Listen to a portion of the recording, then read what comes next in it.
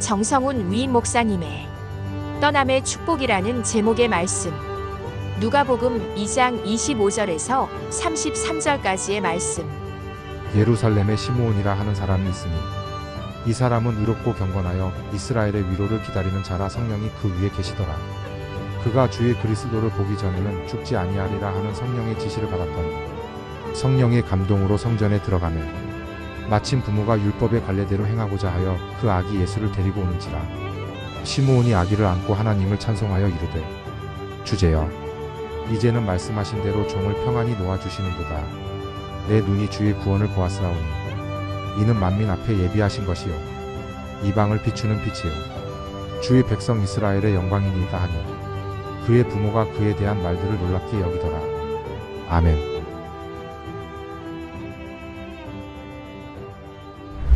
목회 여정을 시작하면서부터 지금까지 붙잡았던 화두가 하나 있습니다. 바로 떠남이라는 단어입니다. 이 교회를 30여 년 목회하면서 한 번도 놓지 않았던 두 글자가 떠남이었습니다. 떠남을 생각하게 된 이유가 있습니다. 누구나 언젠가는 떠나야 한다는 그 명제가 저로 하여금 떠남에 대한 생각을 하게 만들었습니다.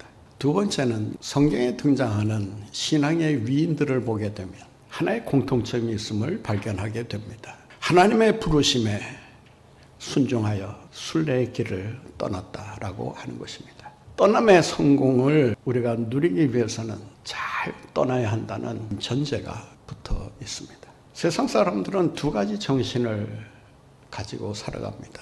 하나는 순례자의 정신이요, 또 하나는 산성 정신이라 할 수 있습니다. 순례자의 정신이라고 하는 것은 오늘 우리가 찬양대 찬양을 들었습니다마는 순례의 길을 순종하며 걸어가는 것입니다. 이 멘탈리티라고 하는 이 순례자 정신은 우리 믿는 사람들이 이 세상을 살아가는 동안 반드시 가져야 할 정신이라고 할 수 있습니다. 산성 정신이라고 하는 것은 멘탈리티라고 하는데 산성을 쌓아놓고 그 안에 안주하여 안전하게 살아가려고 하는 이러한 정신을 말합니다. 산성 정신을 가지고 살아가는 사람들에게는 창조적인 도전이 있을 수가 없습니다. 산성 안에 자신을 가두어 놓고 그곳에서 편안히 살아갈 것을 궁리하며 살기 때문에 그 사람에게는 더 나은 발전이나 성공이 주어질 수가 없습니다. 신앙의 삶이란 한마디로 순례자의 삶이라고 할 수 있습니다. 이 세상을 떠나서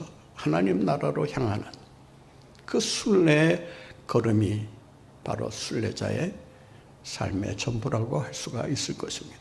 제가 은퇴를 나름대로 생각한 것은 5년 전이었습니다. 65세 은퇴를 늘 마음에 두고 있었기 때문에 이때가 내가 은퇴할 그 시점이다 라고 생각하고 준비를 하던 가운데 갑자기 생각지도 않았던 엄청난 사태가 벌어집니다. 여러분도 잘 아시겠지만 코로나 사태라고 하는 21세기를 뒤흔드는 그런 엄청난 사건이 벌어집니다. 그때 제 마음에 하나님께서 음성을 들려주셨습니다. 너 혼자만 살려고 도망가려고 하느냐. 핑계처럼 들릴지는 모르겠습니다만은 그 음성을 듣는 순간 아직 은퇴 때가 아니구나. 은퇴도 내 마음대로 내 계획대로 할 수 있는 것이 아니구나. 하나님께서 은퇴의 축복을 주셔야 은퇴도 은퇴답게 할 수 있겠구나라는 생각을 하게 됐습니다. 오늘 본문 말씀에 보면 떠남의 축복을 받은 한 노정의 이야기가 기록되어 있습니다. 그는 아기 예수를 가슴에 안고 하나님을 찬양하면서 이런 영광스러운 고백을 남깁니다. 오늘 본문 말씀 29절에 보면 그는 이렇게 고백하고 있습니다. 주제여, 이제는 말씀하신 대로 종을 평안히 놓아주시는도다. 이 노정의 이 떠남은 우리 모든 성도들이 본받아야 할 그런 떠남이 아닐까 생각을 합니다. 그가 받았던 평안히 놓아주시는도다 라고 하면서 마지막을 아름답게 장식할 수 있는 이런 축복을 우리도 받아야 되지 않을까 생각을 합니다. 떠남이 축복이 되기 위해서는 몇 가지 조건이 필요합니다. 그것은 사명을 완수했을 때만이 떠남의 축복이 주어지게 됩니다. 이 세상에서 가장 행복한 사람이 누구일까요? 라고 한다면 사명에 살고 사명에 죽는 사람이라고 할 수 있을 것입니다. 더 나아가 그 사명을 완수하고 죽는 사람이야말로 가장 큰 축복을 받은 사람이 아닐까 생각합니다. 윤동주 시의 그 십자가라고 하는 그 시에 예수 그리스도에 대한 묘사를 이렇게 하고 있습니다. 괴로웠던 사나이, 행복했던 예수 그리스도.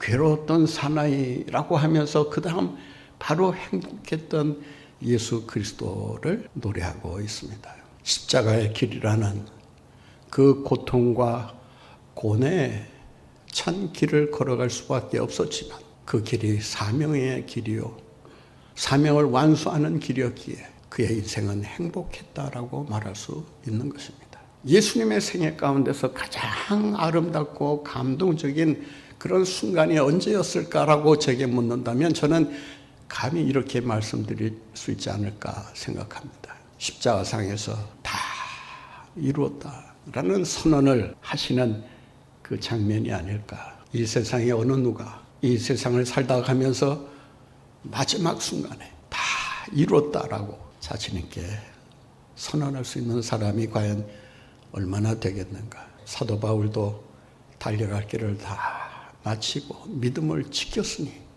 이제후로는 생명의 면류관이 내게 기다리고 있노라 라고 확신하면서 떠남의 축복을 누리고 있는 것을 보게 됩니다. 떠남의 축복을 누리려면 사명 완수가 필요하다는 것을 기억해야 합니다. 여러분에게 주신 하나님의 사명을 완수하고 이 세상을 떠나는 그 순간, 오늘 이 종이 고백한 것처럼 주여 말씀하신 대로 나를 평안히 놓아주시는도다. 사명 완수에 대한 감격과 기쁨을 주님 앞에 드리며 주님 앞에 나아가는 여러분들의 삶이 되시기를 간절히 바랍니다. 떠남이 축복이 되려면 또 하나의 조건이 필요합니다. 말씀에 소망을 두고 살아가야 합니다. 오늘 본문에 등장하는 이 시몬이라고 하는 노정은 마지막에 이렇게 고백합니다. 말씀대로, 말씀하신 대로 나를 놓아주시는도다. 그는 하나님의 약속에 붙들려 살았고 그 약속을 이루기 위해서 최선을 다했음을 알 수가 있습니다. 오늘 본문 말씀에 보면 그가 가슴에 아기 예수를 안고 하나님을 찬양하면서 이렇게 노래합니다. 본문 말씀 28절 29절 보겠습니다. 시몬이 아기를 안고 하나님을 찬송하여 이르되 주제여 이제는 말씀하신 대로 종을 평안히 놓아주시는도다. 이제는 약속이 이루어졌기에 더 이상 여한이 없습니다. 그는 아기 예수를 안고 약속이 자기를 통해 실현되었음을 고백하면서 떠남의 축복을 누리고 있음을 보게 됩니다. 말씀대로 사는 자에게 주시는 축복은 하나님의 약속이 결코 우리를 배신하지 않는다라고 하는 것입니다. 하나님의 약속을 믿는 자, 그 사람은 어떤 상황에 처하더라도 절망하지 않고 소망하면서 그 약속이 이루어질 그날을 기대하고 기다리면서 살아갑니다. 주어진 상황은 실망스러울지 몰라도 하나님의 약속이 있기에 그는 결코 좌절하지 아니하고 그 약속대로 이루어질 그날을 바라보며 소망하면서 살고 있는 것입니다. 그는 하나님의 약속이 자기를 통해 이루어지는 것을 바라보면서 목도하면서 찬양을 하고 있는 것입니다. 이러한 찬양이 여러분에게도 동일하게 이루어질 수 있게 되기를 간절히 바랍니다. 시몬은 자기를 평안히 놓아주시는도다라고 고백하면서 자신의 떠남이 복된 떠남임을 우리에게 가르쳐주고 있습니다. 떠남이 복되기 위해서는 소원이 이루어져야 합니다. 자신이 평생 간절하게 바라던 소원이 이루어지는 것을 볼 때 그 기쁨과 감격은 이루 말할 수가 없을 것입니다. 여러분이 평생 소원하는 것이 무엇입니까? 자식이 잘 되는 것입니까? 아니면 사업이 번영하는 것입니까? 아니면 성공하는 것입니까? 아니면 출세하는 것입니까? 도대체 무엇이 여러분의 소원이냐라고 하는 것입니다. 이 시몬이 가지고 있었던 한 가지 소원, 가슴에 불타고 있었던 뜨거운 소원이 있었는데 그 소원이 뭐냐? 이스라엘의 위로였던 것입니다. 오늘 본 말씀 25절에 보면 이런 말씀이 있습니다. 예루살렘에 시몬이라 하는 사람이 있으니 이 사람은 의롭고 경건하여 이스라엘의 위로를 기다리는 자라. 이스라엘의 위로를 기다리는 자라였다고 말합니다. 그가 기다렸던 것은 이 세상에서 잘 나가는 그런 인생을 기대하면서 소원했던 것이 아닙니다. 그는 자기 나라와 민족이 하나님으로부터 복을 받아 열방의 빛으로 부흥하는 나라로 성장해 가기를 소원하고 있었던 것입니다. 우리 믿는 사람들이 가지고 있어야 될 인생 최고의 목적이 두 가지가 있습니다. 하나는 하나님의 영광이라는 목적이요, 또 하나는 조국의 부흥이라는 목적입니다. 신앙적 애국심이 없는 그리스도인은 반쪽짜리 그리스도인이라고 말할 수 있을 것입니다. 그리스도인이라면 마땅히 자기가 살고 있는 나라가 잘 되기를 위해 기도해야 하고 그것이 그의 소원이자 기도 제목이 되어야 한다라고 하는 것입니다. 이사야서를 보게 되면 이스라엘의 위로라고 하는 단어가 3번 반복해서 나옵니다. 이스라엘의 위로라고 할 때 같이 따라 나오는 단어들이 있습니다. 이스라엘의 회복, 이스라엘의 부흥, 이스라엘의 구원. 그가 소원했던 것은 이스라엘의 부흥과 구원이었습니다. 로마 압제로부터 이 나라가 구원받기를 간절히 소망하고 있었던 것입니다. 이스라엘의 위로를 가져다 줄 메시아를 그는 기다리면서 그 위로가 이 땅에 임하기를 위해 기도하고 있었던 것입니다. 제 가슴 속에는 두 가지 씨가 자리 잡고 있습니다. 하나의 씨는 크라이스트, 그리스도라고 하는 씨요. 또 하나의 씨는 꼬레아, 우리 대한민국입니다. 제가 기도하는 내용은 이렇습니다. 하나님, 이 나라를 버리지 마시고 백주권도에선 이 나라를 건져주시고 이 땅을 고쳐주시고 이 땅을 회복시켜 주시옵소서. 이 땅을 복주시옵소서. 통일 한국을 이루어 세계 열방에 태극기를 휘날리며 복음을 전하는 나라가 되게 하여 주옵소서. 축복의 통로가 되어 하나님의 축복을 온 세상에 전하는 나라로 우뚝 설 수 있게 주옵소서. 이 기도는 저만의 기도가 아니라 여러분의 기도가 되어야 할 줄로 믿습니다. 그는 하나님의 위로를 기다리고 있었습니다. 그는 하나님의 약속이 이루어지는 것을 두 눈으로 보며 떠나는 그런 인생을 살았음을 보게 됩니다. 그는 자기에게 주어진 하나님의 사명을 끝까지 완수함으로 하나님을 찬양하며 떠나고 있는 것입니다. 그렇다면 어떻게 해야 떠남의 축복을 받아 누릴 수가 있는 것일까요? 주님께 내려놓으라는 것입니다. 오늘 본문 말씀에 보면 주의 종을 편안히 놓아주시는도다. 눅 디미티스 세르붐 툼 도미네. 주여 주의 종을 평안히 가게 해주십니다. 디미티스라고 하는 말은 그 영어의 dismiss로 번역할 수가 있는데 해산한다, 허락한다, 놓아준다, 가게 한다 그런 뜻입니다. 하나님 저를 평안히 가게 해주시니 감사합니다. 나를 놓아주시니 감사합니다. 여기서 놓아주신다는 말에 주목할 필요가 있습니다. 내가 놓고 싶다고 해서 놓아지는 것이 아니라는 것입니다. 내가 떠나고 싶다고 해서 떠나지는 것이 아니라는 것입니다. 앞서도 말씀드렸지만 내가 은퇴하고 싶다고 해서 은퇴하는 것이 아니라 그 말입니다. 하나님께서 떠남의 축복을 주셔야 합니다. 그 떠남의 축복을 받아 누리기 위해서는 내려놓아야 합니다. 하늘을 날기 위한 두 가지 조건이 있습니다. 하나는 가벼워야 합니다. 순례자의 길을 성공적으로 걸어가려면 가벼워야 합니다. 긴 인생이라는 여정을 무거운 짐을 들고 낑낑대며 가다가는 중도에 지쳐 쓰러질 수밖에 없습니다. 최대한 몸을 가볍게 해야 합니다. 가벼워야 납니다. 두 번째는 바람의 저항을 거부하지 말고 몸으로 그 바람을 막고 그 바람에게 맡기라는 것입니다. 인생의 바람에 저항하다가는 그 바람에 날려갈 수밖에 없습니다. 바람에 맡길 때 그 바람을 통해서 하늘을 날게 됩니다. 여러분, 우리의 인생 또한 마찬가지라고 할 수 있습니다. 주님 앞에 내려놓아야 합니다. 무거운 짐을 여러분 혼자 스스로 힘으로 해결하려고 애쓰지 말아야 합니다. 혼자의 힘으로 해결하려고 하면 할수록 그 짐은 점점 무거워질 수밖에 없다는 것을 여러분 잊지 마시기를 바랍니다. 다 내게로 오라. 수고하고 짐진 자들아, 내가 너희를 쉬게 하리라. 여러분, 쉼은 누가 주시는 거예요? 내가 쉬고 싶다고 해서 그 쉼이 얻어지는 것입니까? 아닙니다. 무거운 짐이 내려져야만 쉼을 얻을 수가 있습니다. 우리가 무거운 짐을 들고 가다가도 그 짐이 무거워서 잠깐 내려놓을 때 여러분 한숨이 푹 쉬어지면서 편안해지는 느낌을 받지 않습니까? 주님 앞에 내려놓아야 합니다. 좌절된 꿈도 내려놓으시기 바랍니다. 여러분이 스스로 이루려고 했던 그 꿈이 좌절된 상태에서 인생을 비관하고 서로하고 있지는 않습니까? 그 좌절된 꿈도 주님 앞에 내려놓으면 주님께서 그 좌절된 꿈을 변화시키셔서 아름다운 꿈으로, 찬란한 꿈으로 바꾸어 주실 줄로 믿습니다. 떠남의 축복을 누리려면 어떻게 해야 하는 것입니까? 성령의 지시를 따라야 합니다.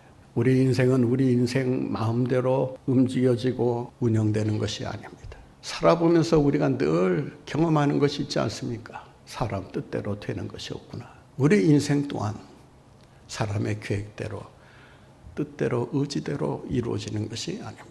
성령의 지시를 받아야 합니다. 오늘 본문 말씀에 보면 25절에 이런 말씀이 있습니다. 성령이 그 위에 계시니라. 성령이 그 위에 계시니라.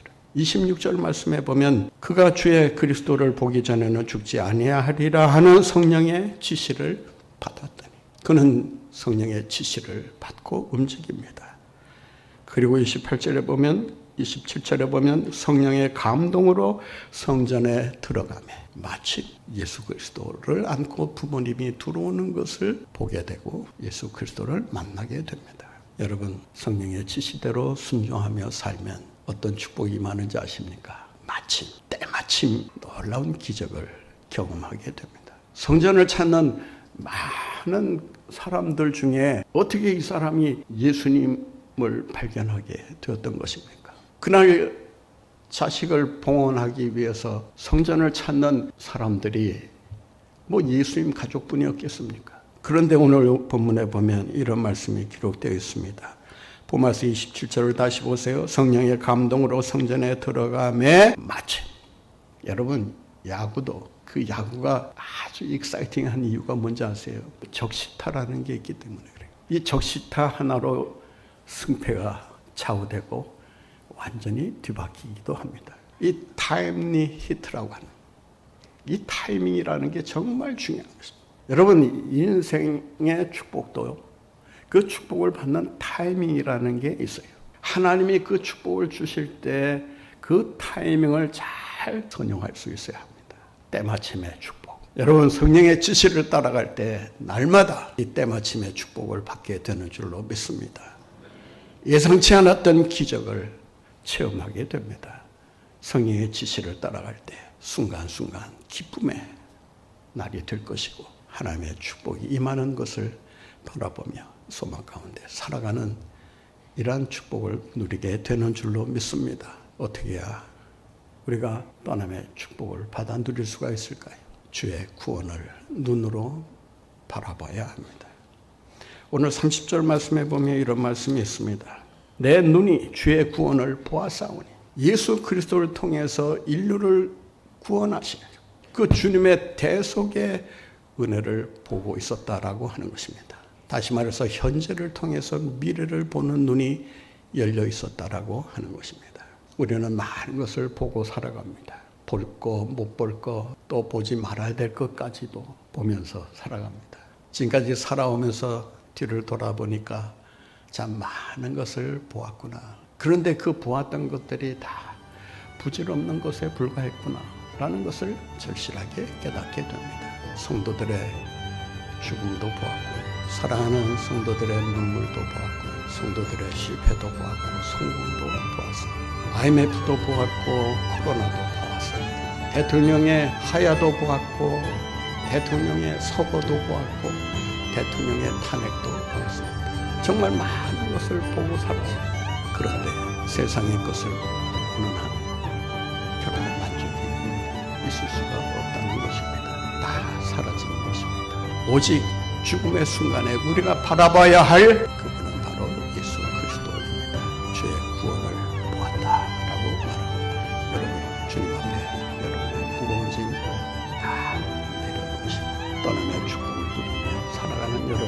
되시기를 바랍니다.